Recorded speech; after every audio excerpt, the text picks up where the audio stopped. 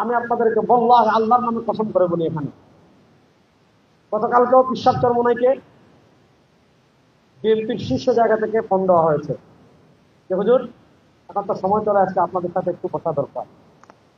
ইসলামী আন্দোলন এই রাজনীতি করে না। শুনেন, আমরা সব জায়গায় বলি, আমাদের নেতাও বলেন, আমরা যেই নিয়তে তাহাজ্জুদ পড়ি, আমরা যেই নিয়তে নামাজ পড়ি, যেই নিয়তে রোজা রাখি, যেই নিয়তে হজ করি, আমরা ওই নিয়তে ইসলামী রাজনীতি করি। নচেত গতকালকেও আমাদেরকে প্রস্তাব দেওয়া হয়েছে যে আসেন 20, 25, 30 আসন দেব, আমাদের সাথে আসুন। কিন্তু আমরা তো এমপি হওয়ার জন্য রাজনীতি করি না, আমরা সংসদে যাওয়ার জন্য রাজনীতি করি না।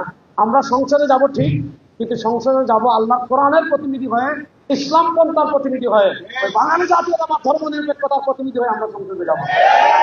আমাদের অবস্থান ক্লিয়ার। যদি আমরা একজনও না যাই, আমরা যদি না পারি, আমাদের পরবর্তী প্রজন্ম ইনশাআল্লাহ তারা যাবে।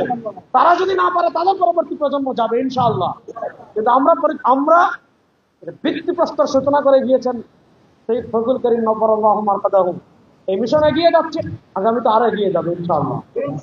এজন্য 2024-এর বিপ্লবের পর আমাদের সামনে এই সুযোগটা এসেছে।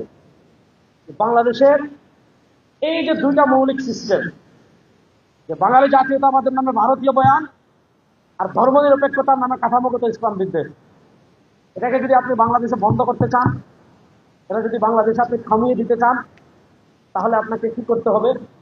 আপনার উম্মাহ কনসেপ্ট ধারণ করে উম্মাহ তর্জমানি করতে হবে। উম্মার সব মত পথকে এক জায়গায় এনে, শুনেন,